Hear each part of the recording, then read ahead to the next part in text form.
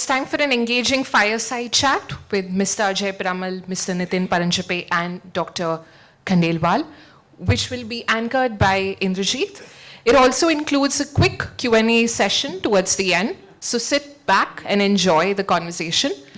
Also, please do keep your questions ready when Indrajit opens up the panel for audience engagement. Thank you. Thank you, Meghna. Can I be heard at the back? Real pleasure to be anchoring this fireside chat with two stellar gentlemen and, of course, Dr. Khandelwal, a dear friend and the author of the book, and to see so many familiar faces in the audience. And we'd like to kind of keep this interactive at some stage, open it up for questions and comments that you might have. But primarily there are two things that we're hoping to accomplish. One is to tune in to their leadership journeys. If it's okay, we'll stick to first names. Nitin, Ajay. I can't call you Anil, but I will call you Dr. K. Yeah. But yeah, so Dr. K's role will be to really try and distill some of the things that we hear from the leadership journeys that Ajay and Nitin have been part of. And it's been obviously a fantastic leadership journey. So we'll try and kind of lift the hood and see what it takes to really be, like Dr. Khandelwal was saying, become a leader with such an amazing track record. So the first thing I wanted to do was not to go back into the past, but to start with the present, which is that both of them at a very important stage of life now, especially Nitin. He's just come back to India 3-4 months ago, back to Bombay, and lovely to have him. I wanted to ask him why he chose to come back to India and how his life is likely to change now that he's stepped off the executive position at Unilever. How are you kind of thinking about the future, Nitin? Just he used to be Chief Transformation Officer and Chief People Officer globally for Unilever. And I forgot. I've also forgotten. So, firstly, thank you. Thank you, Dr. Khandelwal, for inviting me here. I have to say that I'd heard about him. Never had the opportunity to meet him, but the short interaction that I had when we spoke was enough for me to know and realize the person who was behind the transformation that we had all read about. So in that 30-minute interaction, it was evident why he had managed to shape and transform a public sector bank in the manner in which he had at that point in time. But coming back to Indrajit, your question, the first answer is very simple. My coming back, if I hadn't, it would have been stupid, because we were probably one of the few parents who were living overseas when their children had chosen to come back. So my son was in the US and he had come back. My daughter was with us in the UK and she came back around COVID time and decided that she had no reason to go back, etc. So both of them were here, and how silly would it have been after I stepped down from Unilever for us to live there. Normally you find it the other way around. So the first bit was very, very easy for me. And even if that was not the case, what's not to like about being here? This place is on fire, lots of excitement, lots of opportunity. So everything came together, and that's why I'm here. And how were you kind of thinking about the next phase of life, as it were? So I'll make it sound fancier than it was in terms of its thinking, but the truth is I was blessed to have worked for Unilever for so many years, 37 years to be precise, the only company I worked for. But as everyone knows, however good a journey is, a time comes when you have to move on to the next phase of your life. And my time was right, it was now. And well, like I said, I'm going to describe it in ways that sounds more structured than it was, but it just fell in place. I intend to spend my time differently from what I've done and do different things. So that's really what I'm hoping to do. And if I was to try and split it into 4 quadrants, like every consultant would do, The first quadrant is what I would call what I would want to do professionally. And that would involve a little bit of advisory, a few boards that I'm a part of, etc. And that's, if I were to label that, I would call it earn. What do I do today to earn? With that same logic, I would go to the second quadrant and say, what would I do to learn? Because there are many things that I would want to learn now that I have a little more time. And partly to make sure that it satisfies my curiosity, but partly also to stay relevant, because there are the next 10, 15 years which are around. So if I don't actively learn a few new topics, I'll become irrelevant in the next few. So the second bucket is learn. The third is what I would call return. A time comes when I'd like to have the opportunity to give back whatever I've got, and that might involve a little bit of teaching. My mother runs an NGO which is quite large, and fortunately she is fit and fine and we can still learn from her when she's around. But my wife and I are going to spend a little more time so that after her there is someone who can carry that forward. And continuing down this rhyming earn, learn, return is the fourth quadrant of yearn. What do I want to do for myself? It's things that I haven't taken out enough time for. So that little time, I've just become a grandfather, so I want to spend time, maybe a little more time with my grandchild than I managed to spend with my children. I want to spend time for myself, maybe travel, and I'm passionate about sport, so go and watch live sport, look after myself, and try and do all of this a little differently from the past, which is with a little bit of luxury of time. Not all professional managers have one competence, which is taming time. Boom, 30 minutes, 15 minutes. I want to do things with savoring what I'm doing at this moment and not be rushed into anything. So that's the intent. What I described is not new. Everyone has that. It's just the framework which would help me. Even in your professional life, the only unfortunate thing is 90% or more of your time goes in your first quadrant. I'd like a better balance between the four. Wonderful. Wonderful. This is a lovely framework to think about. This falls into place neatly. Ajay, you've had a fairly long stint now in your non-executive, entrepreneur never switches off in that sense. So how did you think about this phase of your life? So the way I look at things is that I have 2 or 3 big things that I want to do. First of all is that Dr. Khandelwal spoke about our foundation. Today, we are working today all over India and working in the most challenging districts of the country. So I want to just expand the role of the foundation. As you said, we have about 5,000 people today on the ground. But what we fail to realize, and I think I'll give a bit of pitch for India, is that though we are the 5th largest economy in the world, I think we will become the 3rd largest in the next few years. But if you were to look at India and divide it into 2 parts, one is Eastern India and one is the West. Eastern India and some of these states, if you look at the per capita income between East and West of India, the difference is the West per capita is 2.2 times that of the East.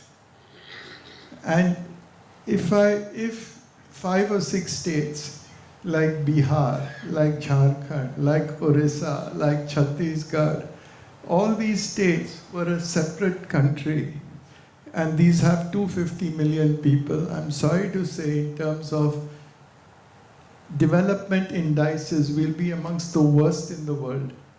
So how can we work and improve this and lift this? Because as India progresses, I think the gap is only increasing between the West and the East. Or West, I mean also if I draw a line, so it includes South and, yeah. So I think that is our big hairy, audacious goal, if you like. How can we lift these people through actually creating an alliance of global alliance, as well as alliance within India of all the, of the large corporates, large foundations. You'll be surprised that Prime Minister has identified aspirational districts, which are the worst 112 districts, which have 15% of population, but the amount of CSR that is going into it is just 1.5% of the country. So these numbers I can go on. So anyway, so if you like, this is my big focus on doing that. How do we do that? And the good news is that if you put 1 rupee, the government is willing to spend at least 20 rupees along with you. So there is money available. We just need to get it set. And that's what I would like to do. And I'm spending my time doing that. How much of your time is going into this? So, you thought, you made the comment, and I didn't comment, that I've given up doing work. I'm still unfortunately working. By next year, I want to spend 30-40% of my time on that. Okay, lovely.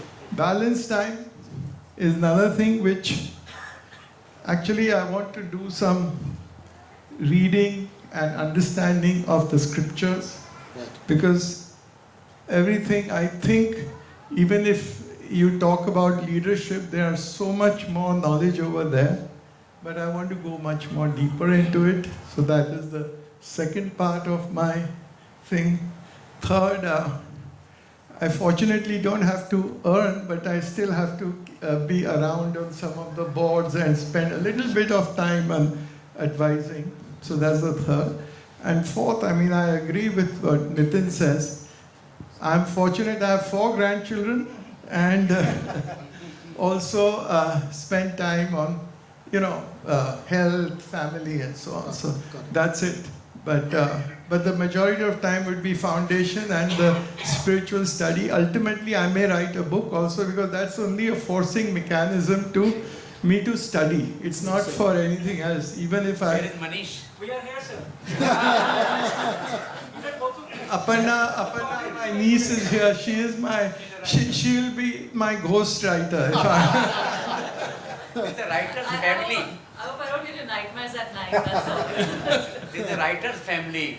Geeta is Penguin's best-selling author that I know, from Business Maharaja to Rahul Bajaj. Dr. K, you've been hearing both of them. Yeah. You've been on this journey yourself of figuring out a post-retirement kind of plan for yourself. And I must tell you, when both Rajesh and I were working closely on this launch with him, I think he has the energy of a 16-year-old, even today, right? It's amazing. At 5:30 we would get emails, at odd hours, he would be working non-stop. So what's been your recipe? You also heard what they had to describe about India, because you are intimately connected with the India opportunity as well in your professional career.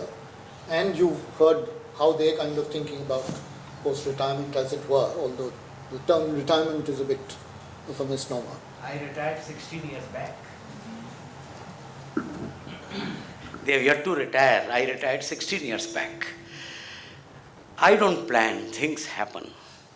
What I heard them say was, and what is in the book is, they have clarity of purpose. That's very fundamental. And they have superordinate goals. That goals which are beyond, which are for society, for serving communities, which require a different kind of leadership orientation. It's not for making money, it's not for expansion of your existing, it's something beyond that I want to. So that spiritual thought, so I have seen 4 compartments of leadership. One is physical fitness, second is intellectual fitness, third is emotional fitness, and fourth is spiritual fitness. I am on first and fourth. I pay a lot of attention now to physical fitness, because if I don't exist, what are we planning? And last, from COVID time, I have a friend in United States who teaches me spirituality. I'm a slow learner, so it has taken long. And in gym of leadership, originally I was not very much enamored by scriptures and mythology. But there has been substantial change after he taught me or took sessions on Gita. And I have used it extensively, at least in 3 places. For example, emotional, equanimity, and all those places. I've used and I find so much of wisdom into this that we don't have to go to Harvard to learn management and leadership. I can assure you, the leadership is here, very much here. So that's how I'm planning to learn continuously from persons like Nitin, from persons like Ajay, and the next generation people. They teach you every day. The speed of their learning is mind-boggling. That's a lovely segue for us to Yeah. explore, because clearly we're at an inflection point, especially for this generation of leaders. We're also a multi-generational workforce. So understanding what the new generation, how they think and behave, right, is critical, right? I'd love to ask both of you and Dr. Khandelwal, what have you learned in the way that the next generation learns? Because it's a very different generation. They grew up in a state of abundance. We didn't, but they did. And they think very differently. They're technology and digitally savvy. And the world is quite a different place. So any lessons, any insights that both of you have gained? Who wants to go first? And both with children, grandchildren, as well as young people at the organization. So, you think that young people think differently, but I want to emphasize one thing. And you were talking of this lecture at IIM. I don't know where you got it from. But I spoke on a thing which was to a lot of young people and saying that there are some values which are eternal. In a ever-changing society, there are values which are eternal. And I think that as I see both my kids, now one is 44, the other is 40, so they are no longer kids. They're old. They remind me sometimes of the age, if I think. And both are almost running independently, virtually independently. But certain things are actually common. So let me first start with removing this myth that everybody thinks differently. I think one is integrity. Whether it was 5,000 years ago or whether it is today, it is still important. And I think that is what they have got in our definition of integrity is what? You think, you speak, and you do the same thing. So I think that is common and eternal. The other thing is, it is important to have the courage to to do things what are different also. You have to you just don't follow the path which was there and follow the path which is less traveled. I think third is, for me, and I think my children also do that, and I hope most people in our organization do that, is to be a leader, you have to be humble, you have to be authentic, and you have to be vulnerable. If I know everything, you gave the example that somebody knows everything, that doesn't work. I mean, nobody can know everything. Yeah. But still, you have to still be learning, and always constantly learning. I think I find that. I find in my kids, which I believe we have learned over time, is equanimity. You again spoke about it. I mean, there's nobody in the world who's not gone through a up and a down in life. You talk about scriptures. In Ramayana, Ram went through difficulty. Krishna, the day he was born, in difficulty. Why are these examples given? The Lord has created this to let us know that everybody has to go through it. So that's how I think my kids, and to give back and to give back to the world. You are a trustee in this world. You have to give back. So I think this is what I find common across generations. And if we don't do that, I think we'll become only stronger if we do this. Got it. So I want to a little different. Nitin, sorry, thank you for that. Nitin, I was speaking to Mr. Keki Dadi Seth, who I think was responsible for taking you to London as his executive assistant many years ago, 2000 I think, was it? And you took the plunge, right? It was an unusual role to perform, and you did exceptionally well and got noticed there.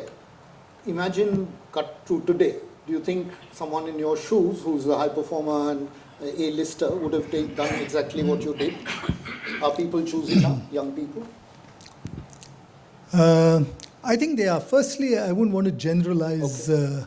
I find a wide range within the young people. Some people who are driven, purposeful, focused, others very different. So, but if I was to draw broader themes, in my view, this is a generation which is has more self-belief, has more confidence in themselves, a degree of impatience, a degree of irreverence, healthy irreverence in my view, because it is that slight irreverence which they have which allows them to question and challenge things that my generation probably didn't do enough of. Yeah, I think those are all positives and will power this generation forward. There are one or two areas which I think they would benefit from. I think they're living in a world which is more stressful. They're living in a world which is more uncertain, the media, social media pressures that they're going through, and not enough of them spend time on what I would call working on themselves, self-mastery. It is important at all points in time, but being centered, being anchored, being secure and confident in who you are is probably never been more important than in the times which we are going to live in. If everything is changing, you have to be stable. Yeah, and my only advice, which is the other thing, youngsters are not looking for advice from people like me. But if they did, this is the one advice I would give. So this is a strand that I picked up when I was doing my homework on both of you and your journeys, is that this whole centeredness and the equanimity that Ajay spoke about and Dr. Khandelwal spoke about as well, this whole rootedness, being grounded, I know a lot of it has to do with family values and in the culture that you grow up in, but what helps you remain the way you are? Because people do change once success kind of comes to them, either. I think that is where learning from the scriptures is really important. That is what the scriptures teach you all the time. I think you quoted the Gita when it talked about equanimity. The Gita says that you're like in the sea, the wave goes up, it comes down as well. And the sea remains actually very, if you look at the sea at a distance, you don't see anything. So that's how, frankly, that's important. And you can experience it in your own life. At least I have gone through ups and I've gone through downs. So I know how it is. If you think you're you can't be very elated, because the more high you go, the more you feel lower. So I think it's in just self-interest to realize and to recognize that you are human, you will make mistakes. I mean, at least I don't know if anybody, I know quite a few business people and other successful people, but they've all admit on a weaker point that they've made mistakes. So I think it's really reading, seeing examples, and it's, again, this is not change for 10,000 years. So why are we going to change? What's had the most profound impact in terms of what you read or the careers that you followed? So, of course, I think I've also been reading the Gita for many, many years. According to me, and I agree with what you said, Dr. Khandelwal, it is the best leadership book in the world. And it is not, many people think it's a Hindu scripture, so you keep it out. It's not, it's a very universal thing. And we have to recognize that the Gita has been spoken in the midst of a battlefield to a young person. Arjuna was the best, most skillful archer who was less than 30 years old, and it has been taught to him. So it's relevant for every one of us. And I think that is, to me, has made a big impact. And I continue doing that. Nitin, when we were speaking, I think yesterday, you narrated the example of a leadership journey, that immersion that you went for in the US with Bob Chapman, right? That was the time when the organization was, I think, looking for new answers, right, in terms of culture. And you described that as quite an epiphany for you. What did you find there that stood out? I'm sorry if I jumped questions. No problem. The context to that, this was towards the couple of years ago. I was the Chief Transformation Officer and the Chief People Officer at that time. And sounds fancy, but a large part of driving transformation at that point in time meant doing some exciting things, but also doing some very difficult things in terms of shutting factories and people losing roles and jobs. It's not an easy thing to do. And there was a part of me which was, I was doing what was required, but a part of me had this idealistic streak. And I kept wondering, why is it? Why is it that these several thousand people are going to lose their jobs for no fault of theirs? Can't there be a better way? And I was talking to a coach of mine. I had a coach at that moment called Michael, as he called himself. And I was just venting and saying it was troubling me. And he says, and I said, probably too idealistic, but he says, no, it's not. It might be, he said, it might be idealistic, but it's not unrealistic. Yeah? And so what do you mean? He says, I'd like you to speak to a person called Bob Chapman. Now, honestly, I had not heard of Bob Chapman. I'm embarrassed to say that. But he says, I'll set you up. And I call him up. Of course, I Googled and read about him before that. He was a remarkable man who for probably a decade or more before that, 2 decades, has been talking about human leadership. What does it truly mean to bring that about? Now, he gave me a wonderful story, but I've been around long enough to know it's easy to tell a good story.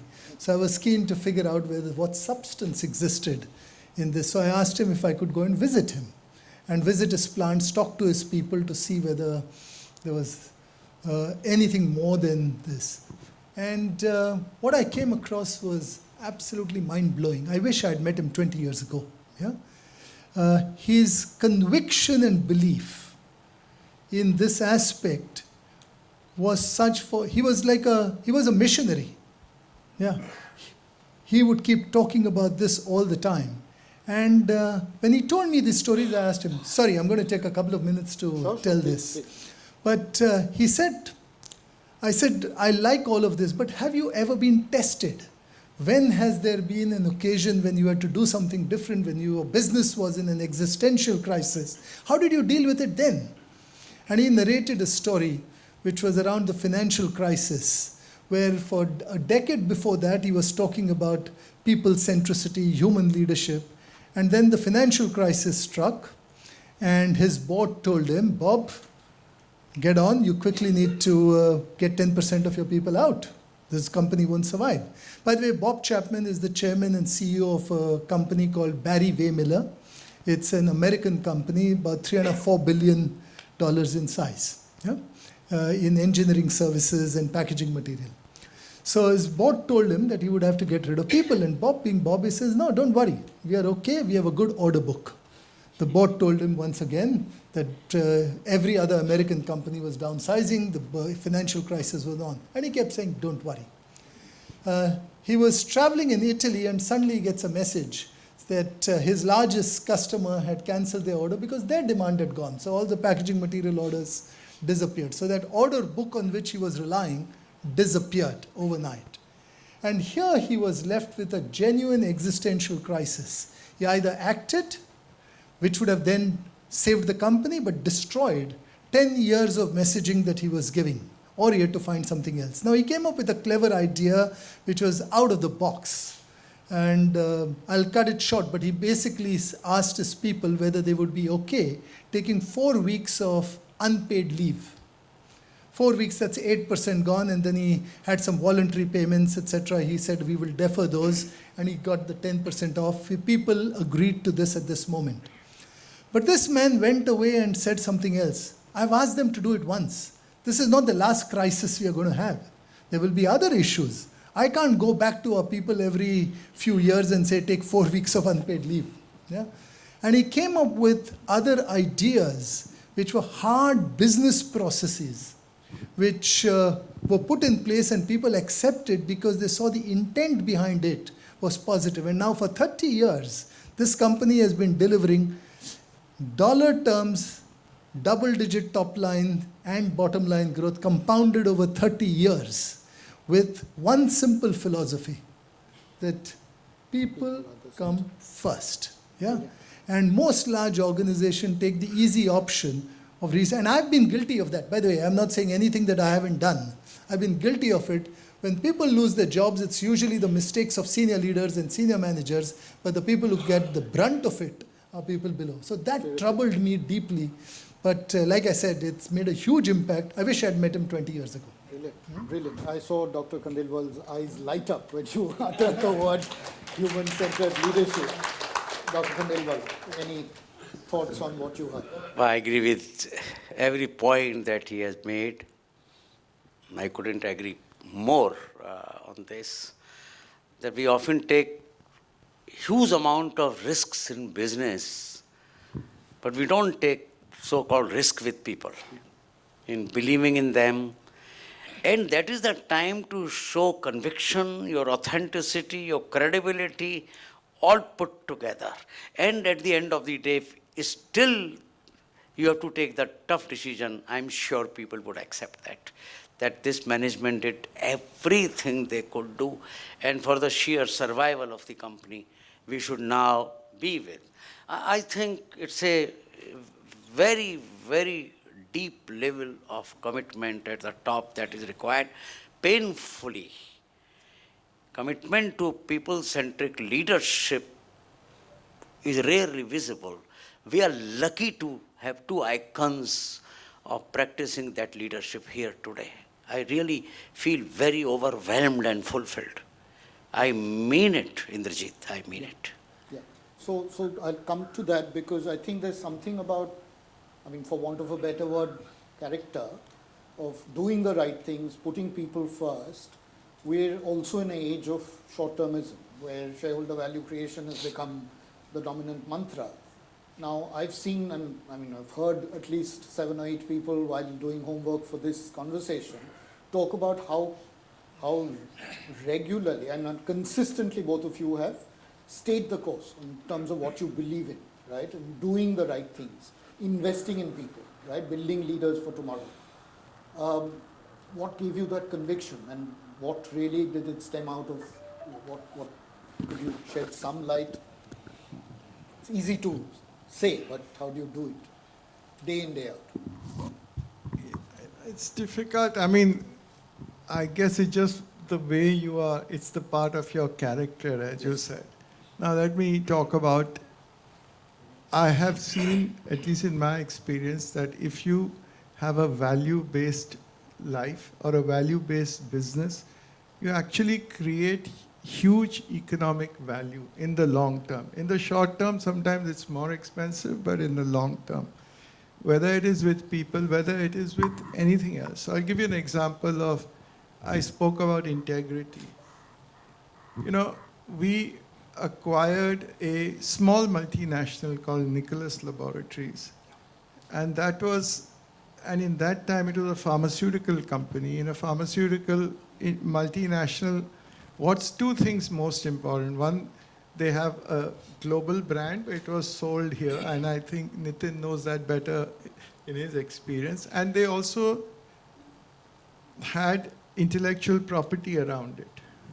So they needed brand, should be of the right quality, which should be global standards, and their IP should be protected, which means, and if you know that in India, the costs of especially pharmaceuticals, the manufacturing costs are much lower. And almost every Indian company at that time was good in exports. But when we acquired it, we had said that we will not do this because we will respect the brand, so quality, and we will not export. Which meant in the short term, we actually invested a large amount in a new plant so that it's international quality. And we did not export, which means you lost. So in the short term, if somebody would say, we actually incurred a economic loss. But what that meant is, it's a small world. Globally, people know this. So that subsequently, every single multinational which exited out of India came to us as the first port of call at a value which was lower than what others were willing to give. And I think that just shows that if you have, and this was not taught, it just came as part of your character. So whether it is also people, Nitin talked about asking people to leave. I have had a probably larger experience because I was thrust into running a textile company, which was employing in all of India maybe about 10,000 people. Indrajit, you will know, others may not remember, but there was a strike, Datta Saman strike, the longest strike in the world, where 250,000 people in Mumbai struck work. The existence of all textile mills was not there, and if you see, almost all had shut down. And we also had to, I went, and that time Datta Samant, I don't know if you remember, but he was the guy who went and Godrej family was stabbed by a worker of employee of Godrej because of Datta Samant. I went in front of 3,000 people. It was a strike, and I said that, listen, you can go on strike, you have to recognize that the company will not survive. I will not be able to pay it, there's no way. I think people understood it, and they appreciated it. And there was, I have 100 examples of so many such things. Sure. So I think it is, you have to put this important, but you have to also say the truth, what it is. True. And if people then believe you over time, then you can get away with it. You have to act, and they believe people are too smart. Whether it's your kid who's 5 years old or who's a person who's employed, they know what is the real truth. I think I would just say There has been a breakdown of trust. Nitin, Yes. would you agree? Which, what Ajay is talking about is rare, by and large. People don't want to speak the truth. It is rare but much needed. Yeah, much needed. And I could not agree more with, I think, every example that Ajay gave. We need more of that. I was fortunate that for me, I joined in a company which, so my grounding comes from my family and its family values, and then I joined my second family, which has been HUL, where the belief system was no different from what I had earlier. So I was blessed that at no stage did I was put in a position where I had to act in a way which was different from what I believed in. And, integrity at a larger aspect is one thing, but even this whole thing about short-termism, taking things, I've been guilty of that at a couple of times. If I was to, in 2001, I'd just come back from London after that assignment.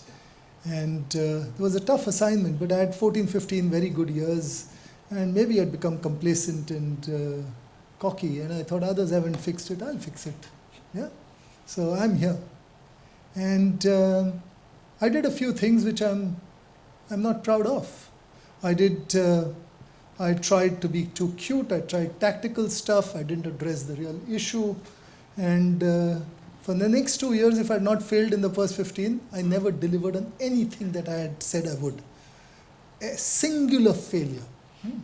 And much at the end of all of this, of 2 years of trying clever tactical stuff, I almost surrendered. Surrendered as in not giving up, but, Reset. don't worry about what will happen. Just go and do the right thing. And in a moment, that was a liberation. And I went and did the right things, and because they were right, when the results came, they were more sustainable and good outcomes happened. And I'm embarrassed to say that there were some things that I had believed in as a child. I used to almost say, when you do the right things, the right outcomes will follow. For me, it was a law. Like gravity, every time you drop something, it always falls down. So I have, in a naive sort of sense, always believed, when you do the right things, right outcomes will follow. And in my 37 years of work, every time I have strayed from this, I have paid a heavy price. Yeah? So in the end, it may take a little longer, but it's more sustainable. That's the long game that people don't. I wanted to come to both of you and to Dr. Khandelwal on how do you pick a great leader? What do you look for? And there are people who are successful in terms of delivering performance, but sometimes they don't follow the values that the organization has kind of instilled. How do you figure that out? How do you sift out the good from the bad?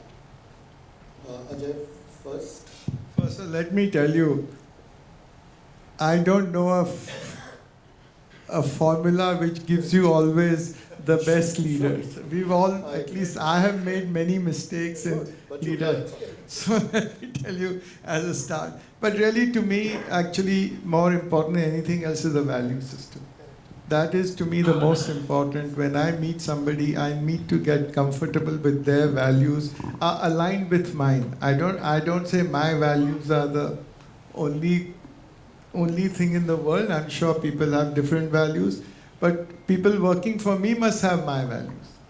That is my thing. So whatever values I spoke about, I think to me that is important when I look at leaders. Sometimes, I have had examples where for a long time I've seen that the values are not there, but I've said, nay, it'll happen. It doesn't ever happen. And I paid the price. So it's not that we've not paid the price. So that's the only thing I think. And then obviously competence, you need a basic competence. You need, and you have to see a track record. The person with value, maybe a great guy with all values, but if he doesn't perform and doesn't deliver, he cannot or she cannot rise up to the leadership level. So you have to demonstrate that, but the cornerstone is the values. In addition to track record, performance, character, and values, which is actually the foundation, if I was to look at leaders, particularly today and going into the future, considering the times that we are living in, I would probably think of 5 qualities. The first is, given how volatile and uncertain this world is, you need people with resilience. Yeah? And resilience requires them to be self-aware, centered, sure of themselves. The second is, given how complex this world is, you need people and interconnected. You need people who have a little bit of systemic thinking, connecting dots, and humility. No leader will have answers to the complex questions that you have around. So if you don't have that humility, you have no chance. Yeah? Then you have to have hunger. Yeah? Because this is a choice that we are making. Do you desire it enough? Are you willing to go out?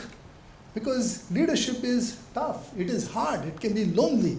Do you care enough to want to make a difference? And lastly, you can have all of this, but if your value system is wrong and you're doing all of this for personal self-interest, etc., it's all going haywire. So character would be my 5th. So that's how I would think of some of the things required. So let me just clarify. When I meant values, I meant all these. I didn't, because I had already spoken about it, but I actually totally agree with what Nitin.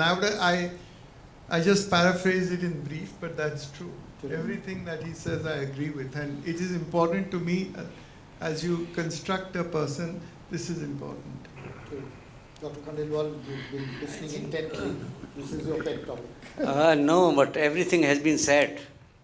I agree fully, but more than anything, I always look for people who are responsive, who are not apathetic. In a work organization, in relation to people they work with, in relation to customers, are they responsive?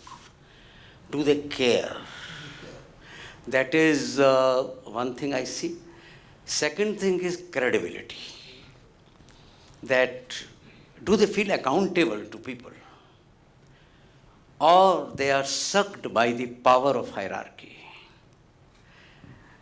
It's very important that at the top We are all sucked by the power of hierarchy. And that is a trap. And third, which I noticed here in both of them, vulnerability. Acknowledging their vulnerability. Nitin saying in so many words and couple of times, I don't think I was right. I don't think I did the way I wanted. So he. And lastly, what he said, and most importantly, in the context of work organization, I found, facing the problem head on. It's not easy to face 3,000 people of a militant Datta Samanti union. They could kill you. Believe me, at that time I pursued industrial relation as a subject. And I know what he was up to. Khatau, Godrej, they were killing people, industrialists at that time. To stand before 3,000 people and make them listen to you is not power of your authority. It is power of your influence. It is power of your authenticity. It is power of your credibility that we can trust this person. He may be wearing a hat of an industrialist, but the man inside that hat can be believed. Terrific. I think we could go on for another hour, but it's wonderful listening to all three of them. But I think we'll at this stage open it up for questions from the floor. We're at that mark. Young Nandini has some mic. You do. My request is just introduce yourself first and the organization that you represent, and also keep your questions short.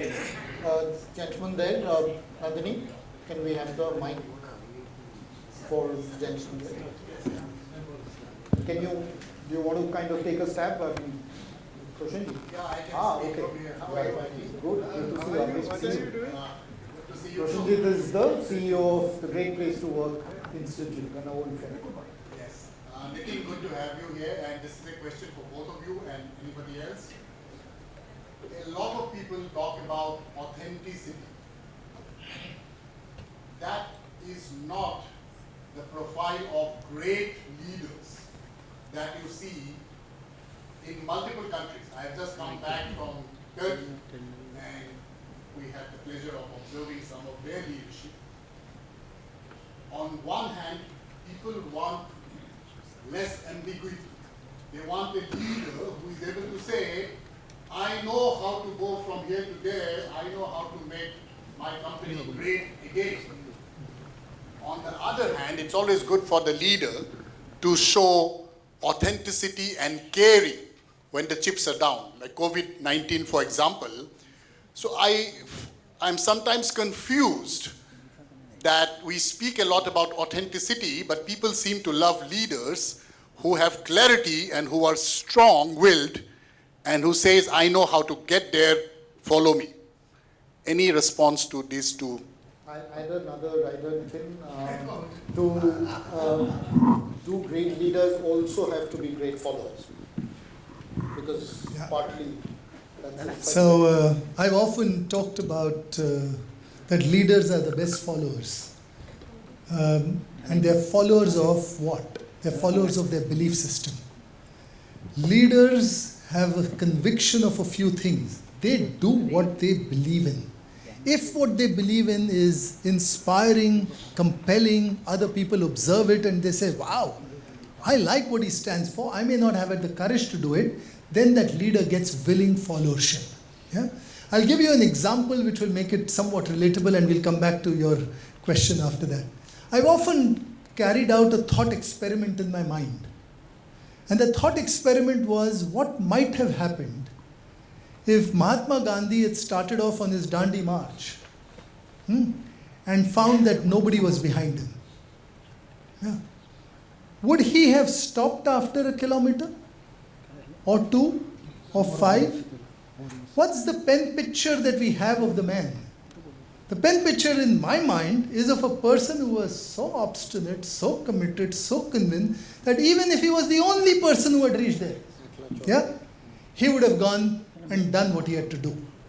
And I suspect there were tens of thousands of people who followed him because that's what they saw of him. that this man might do it, and that's an unusual quality. And therefore, I've always felt leaders, true leaders by the way, and are their best followers.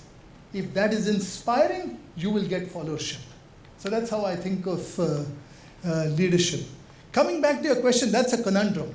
Yeah, I've always believed, but you can, as you already have done, pointed a few examples where that's not necessarily true.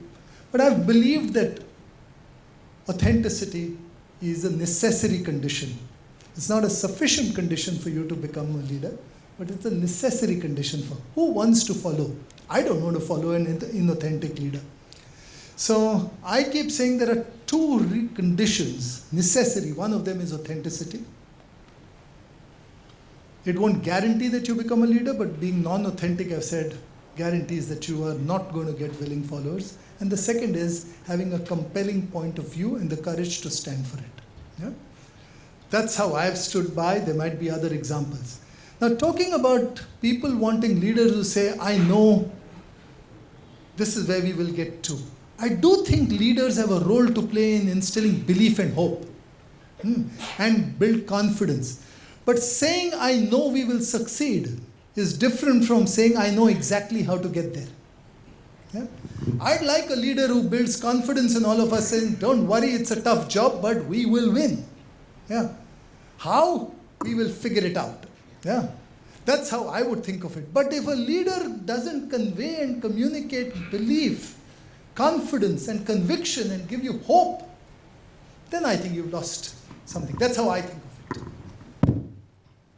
That kind of an uncertain complex world, for anyone to believe that they have the answers itself a misnomer.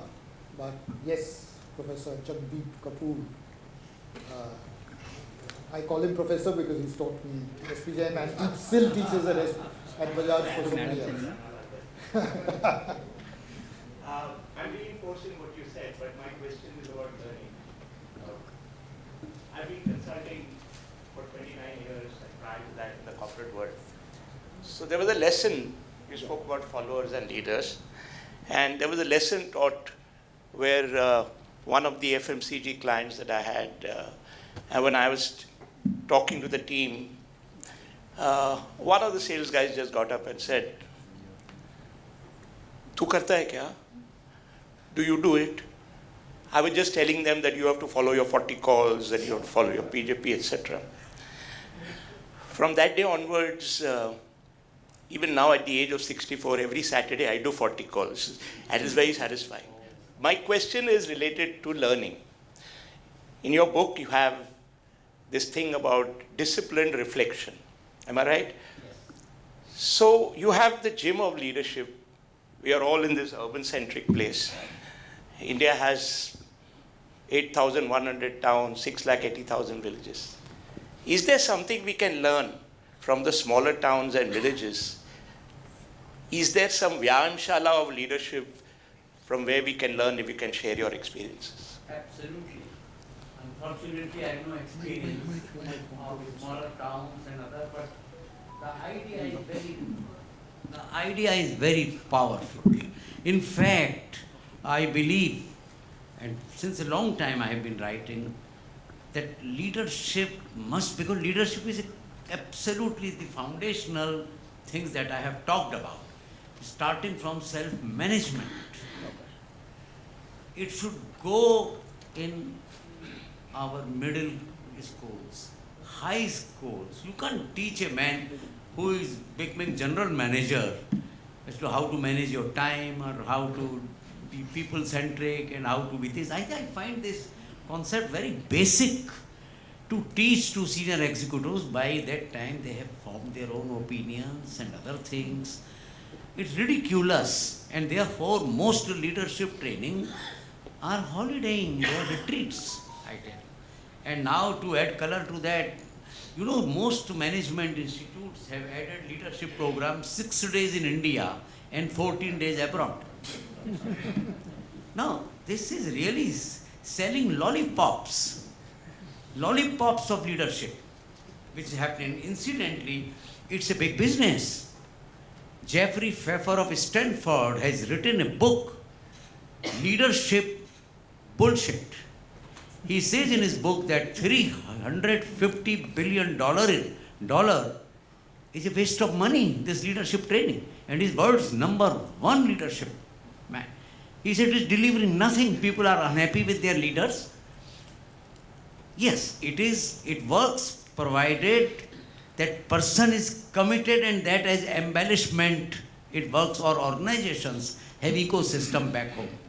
So therefore, I completely agree with you that it can go to small towns, it can go to schools and colleges. In fact, the major message of this book is for millennials.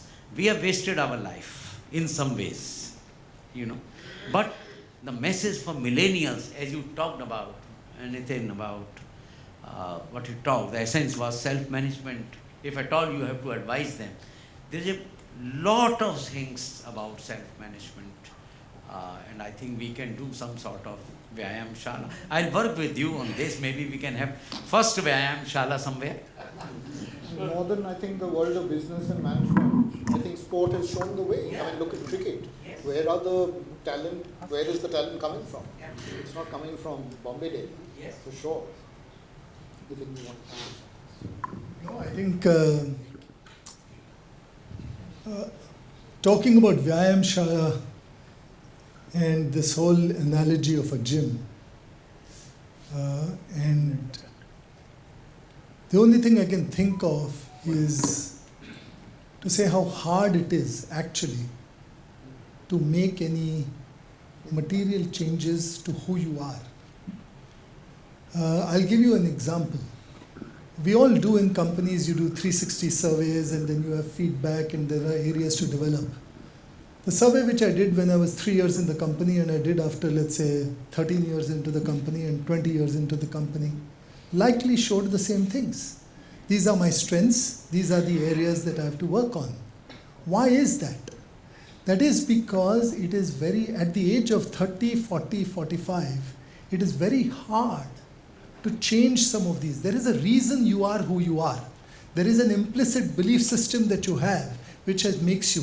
And to try and address those without the discipline which is required, like going to the gym, working on something, and first wanting to do it. See, all of us know you have to go to the gym. How many would do it? So it's not a knowledge deficit.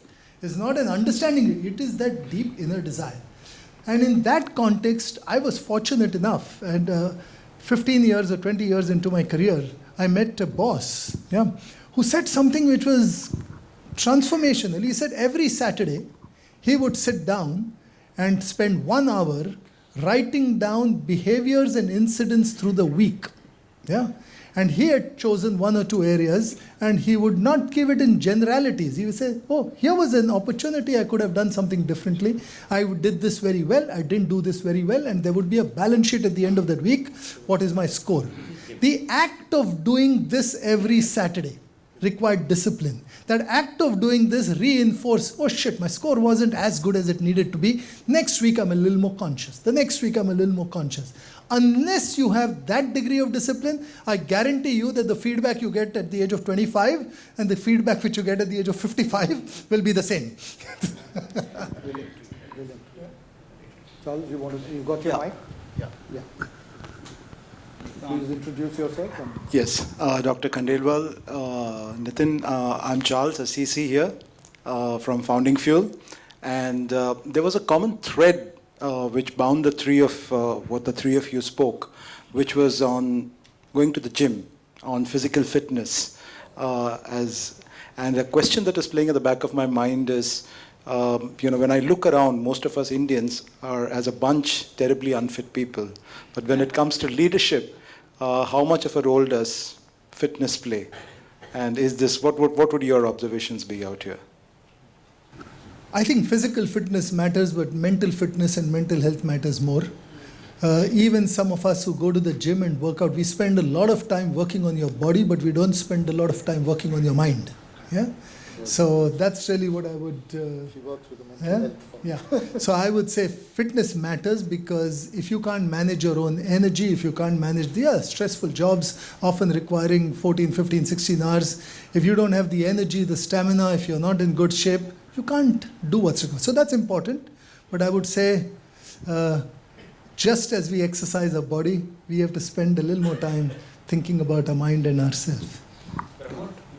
Yeah, no, I think this gentleman, Pramod, I'll come to you. The gentleman on in the green jacket. Pramod, Hi, first of all, congratulations, Dr. Khandelwal, for such a wonderful, successive books. I've been your follower. I do multiple things, but I'll introduce myself here as an academician, which is my latest one. I am distinguished professor at IIM Mumbai, freshly minted. So I've been working for last 25 years in the governance space. And I just want to understand, both of you have been on the boards, you have managed the large successful organizations and the boards also. How does the leadership differs when you have to manage a board where you have 10, 15 people who are all very wise men who have had a very large stint, and been there, done it all. And when you are a CEO, you have an authority. So how do you lead when you have an authority? And how do you lead when we don't have an explicit authority, by the way? One is a non-executive chairman.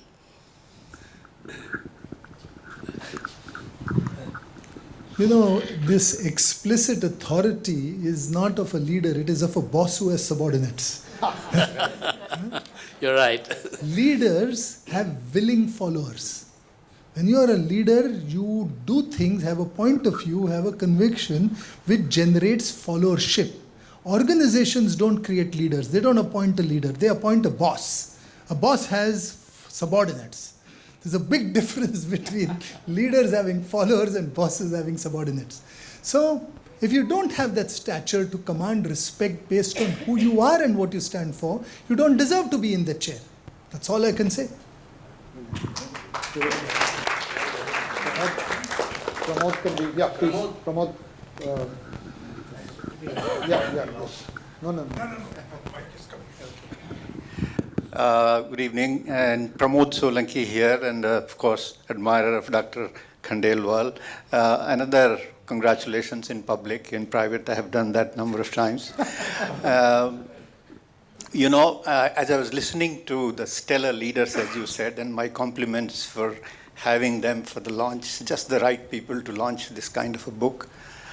The underlying theme was, values, character, authenticity, credibility, in all three of you. Now, isn't there something more that, at a school, college, B school, people say that the first boss that you have also has a very profound influence on the kind of person that you shape as.